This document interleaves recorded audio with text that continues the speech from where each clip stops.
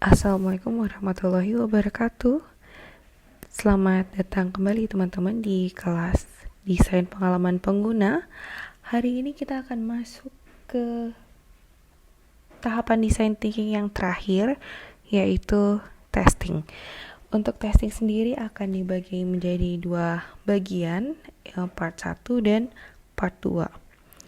Nah, untuk part 1 kita akan membahas 5 hal, yaitu why testing, kemudian what to look for in a test, kemudian stages of testing, test preparation, dan remote testing tips. Oke, kita masuk ke tahapan yang pertama, yaitu why testing. Jadi kalau teman-teman refleksikan kembali, teman-teman sekarang sudah memiliki sebuah prototipe. Kemudian kita akan masuk ke tahapan yang disebut dengan testing gitu. Nah, tapi kenapa sih kita harus melakukan testing? Kenapa nggak langsung launching aja prototipenya seperti itu? Nah, ternyata testing itu sendiri itu adalah sebuah step yang sangat penting pada tahapan design thinking. Nah, karena kita tujuan utamanya adalah untuk meningkatkan kualitas dari end result gitu ya. Jadi kita harus melakukan testing terlebih dahulu ke real users. Ya, jadi kita pengen tahu ya seperti apa sih user itu menanggapi atau menggunakannya di setting nyata seperti itu. Nah, teman-teman perlu memahami bahwa kita sebagai desainer itu bukanlah user gitu ya. Apa yang kita pikirkan kemungkinan bisa jadi berbeda dengan apa yang user pikirkan gitu ya. Penggunaan sistem juga barangkali akan berbeda gitu ya dengan penggunaan sistem di situasi real. Nah, oleh karena itu kita butuh perspektif yang fresh perspektif yang dari orang yang tidak terlibat dalam proses desain. Karena kita sendiri pasti sudah sangat paham, oh ini posisinya di sini, ini cara kerjanya seperti ini. Nah, kita butuh pandangan dari orang yang akan menggunakan sistem ini di dunia nyata ya nanti, seperti itu.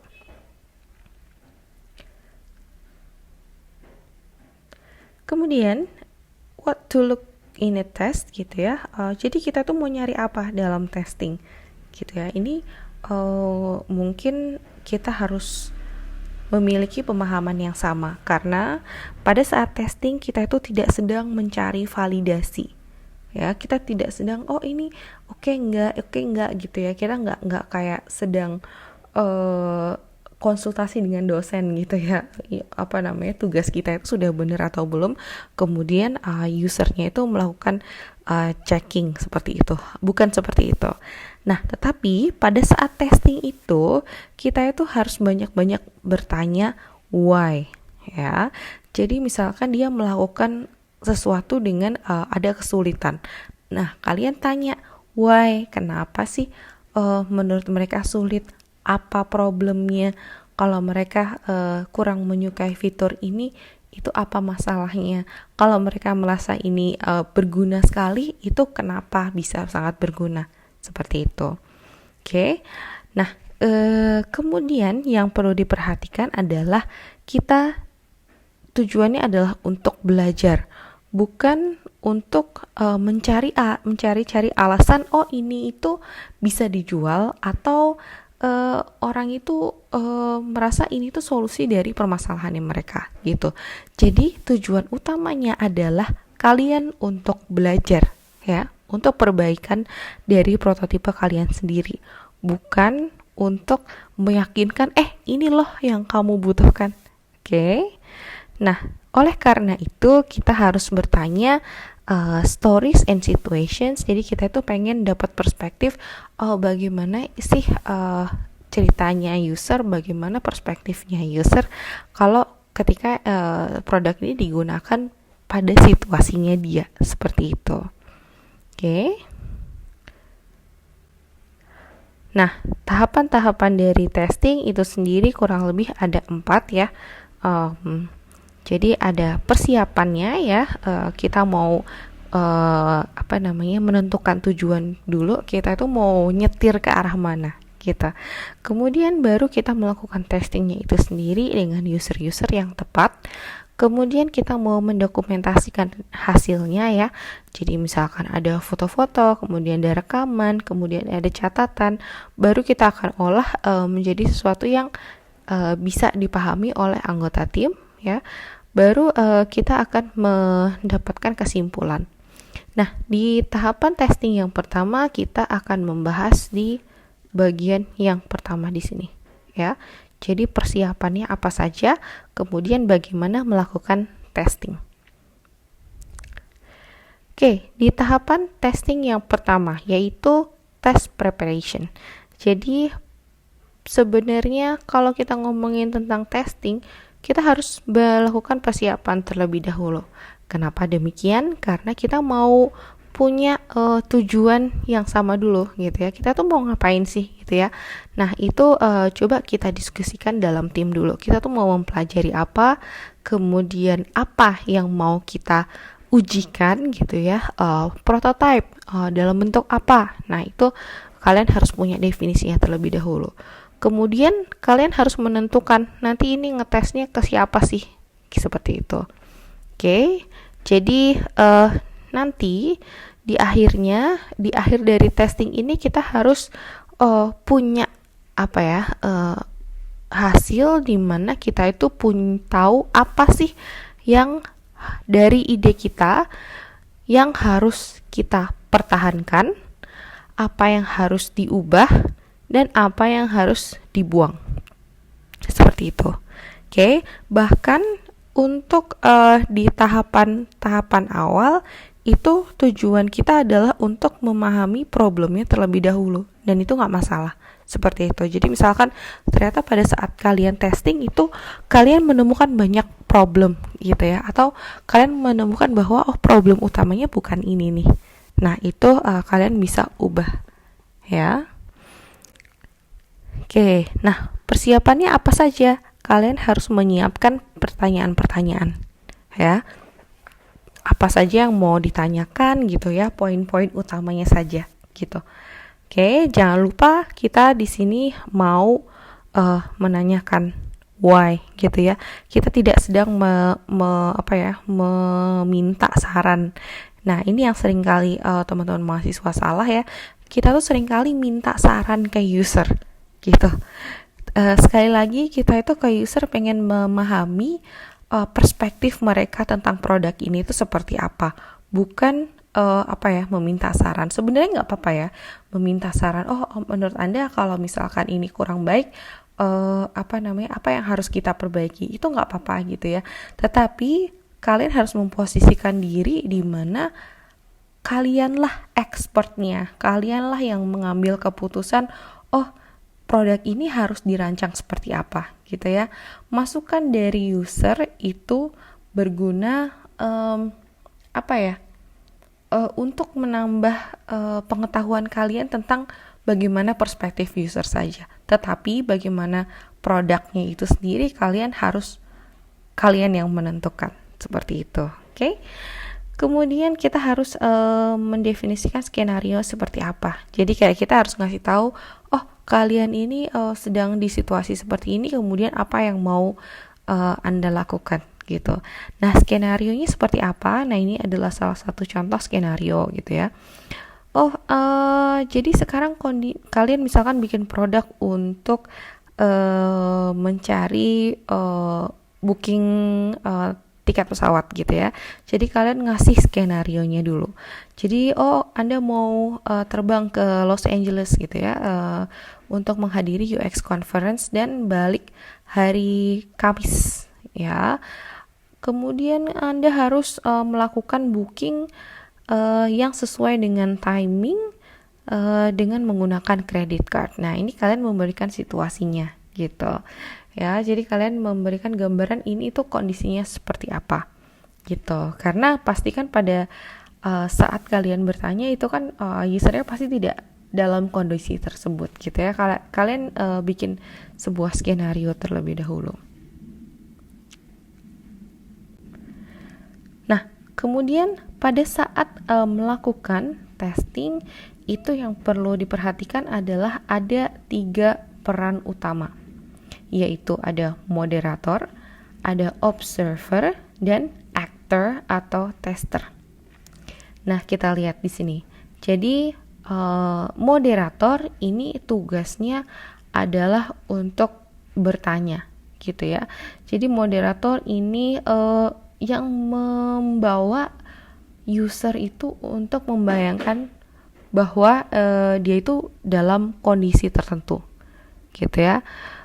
Kemudian ada, jadi si moderator ini juga nanti yang akan melakukan menanyakan pertanyaan yang sudah kalian list, gitu. Kemudian ada juga observer, ya. Observer ini tugasnya itu untuk menonton, ya. Tapi kenapa harus ada observer? Karena moderator ini pasti tidak sempat untuk memperhatikan user terlalu dalam, gitu. Jadi tidak bisa misalkan sambil mencatat gitu situasinya seperti apa, kesulitan user seperti apa, karena moderator ini kan sibuk untuk berkomunikasi atau ngobrol ke user. Jadi butuh ada orang lain yang memperhatikan dan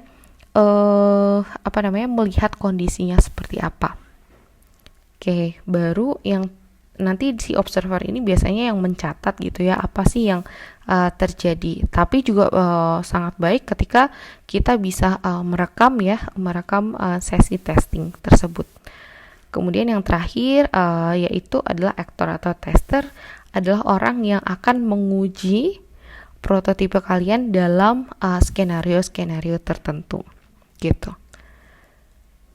Oke, kemudian kalian harus memahami yang dinamakan dengan semi-structured interview. Ya, jadi semi-structured interview artinya ada juga yang namanya structured interview dan unstructured interview. Ya, kemudian yang di tengah-tengah adalah semi-structured interview. Nah, kita pahami dulu structured interview. Structured interview itu adalah saat kita melakukan interview dengan daftar pertanyaan yang sudah pasti atau fix, gitu ya. Tidak boleh menambahkan di luar dari daftar pertanyaan tersebut, gitu. Kemudian ada juga unstructured interview, di mana tidak ada pertanyaan yang disiapkan sama sekali, jadi spontan aja, gitu. Nah, kemudian ada yang di tengah-tengah nih yang disebut dengan semi-structured interview, di mana di sini adalah kita tuh menyiapkan skrip atau pertanyaan, tetapi kita bebas gitu ya untuk menambahkan pertanyaan, atau mungkin mengambil satu topik lebih lama atau mengubah urutannya. Nah, itu yang disebut dengan semi-structured interview. Nah, sebuah testing itu menurut saya itu akan lebih baik menggunakan semi-structured interview. Artinya kita punya persiapan, tetapi pada saat eksekusi kita itu bisa kita bisa merasakan, kayaknya pertanyaan ini itu kurang dibutuhkan gitu ya. Kita bisa lewatkan saja. Tapi ada hal-hal yang lebih penting nih yang kita bisa tanya lebih dalam. Nah, itu biasanya nanti tergantung dengan alur pembicaraannya nanti seperti apa. Oke, nah ini ada satu link yang teman-teman bisa lihat untuk contoh user testing. Jadi kalian bisa share screen gitu ya. Kalian bisa minta usernya untuk share screen, kemudian bisa menceritakan apa yang sedang mereka lakukan, seperti itu. Nah, remote testing sendiri, karena mungkin kalian ini sedang kondisinya pandemi, mungkin kalian akan melakukan testingnya tidak dengan tatap muka langsung. Nah, ini ada beberapa tips. Yang pertama, kalian harus merekrut partisipan terlebih dahulu. Jadi nggak langsung wawancara yuk gitu ya, tapi kalian recruiting dulu, kalian atur jadwal, kemudian kalian siapkan aplikasinya, kemudian kalian siapkan tata caranya. Ini kalian cara jual ini seperti ini ya. Kemudian baru kalian itu membawa si partisipannya ini ke tempat yang sudah dijanjikan. Kemudian jangan lupa kalian harus memperkenalkan diri, mengucapkan terima kasih sudah bersedia diwawancara. Kalian harus memperkenalkan projectnya ya, jadi nggak langsung tiba-tiba nanya aja, tapi kayak kalian harus ada kata-kata pembuka terlebih dahulu. Oke, kemudian baru nanti kalian masuk ke sesi testingnya, gitu ya. Kemudian jangan lupa pada saat testing kalian itu harus menyampaikan ke user di mana kalian di sini yang dites itu adalah prototipenya, bukan usernya. Ya, seringkali ada beberapa mungkin tim yang mungkin saya pernah membimbing gitu ya di kelas saya, mereka itu bikin sebuah prototipe untuk anak-anak. Ya, anak-anak diminta untuk melakukan sebuah tugas, dia itu merasa tertantang gitu ya. Oh, ini aku bisa kok kak gitu. Tetapi tujuan kalian itu bukan ngetes si anaknya itu bisa apa enggak, tapi ngetes prototipenya itu sebenarnya bisa menyelesaikan masalah si anak-anak ini atau enggak gitu. Ya, jadi perspektifnya bukan ngetes usernya, tetapi ngetes prototipenya ini sebenarnya sudah benar atau belum gitu. Jangan lupa kalian harus membaca skenarionya. Kemudian jangan lupa kalian akan menggunakan semi structured interview. Kemudian kalau kalian adalah observer, jangan lupa menulis hasil observasinya. Kemudian pada saat selesai testing, kalian harus menutup gitu ya. Jadi kayak kalian bisa memberikan, ada lagi yang mau ditanyakan, ada tambahan lagi atau enggak, kira-kira kalau dari keseluruhan testing ini bagaimana, apa kesimpulannya, kayak gitu-gitu ya. Kemudian kalian bisa tutup sesinya, kalian ucapkan terima kasih. Kemudian di akhir sesi jangan lupa yang penting juga adalah kalian diskusi dan refleksi. Ya, jadi jangan ya udah gitu aja kemudian kalian kelar gitu ya. Tapi coba observer dan moderator ini kalian diskusikan. Tadi hasilnya menurut kamu gimana gitu. Nah, itu dari diskusi ini kalian bisa dapat apa yang sudah oke dan apa yang belum, apa yang harus diperbaiki lagi. Seperti itu. Oke, sekian dari saya untuk materi testing pada tahap pertama. Kita akan lanjutkan kembali nanti di tahapan kedua ketika kalian mengolah data dari testing ini. Terima kasih.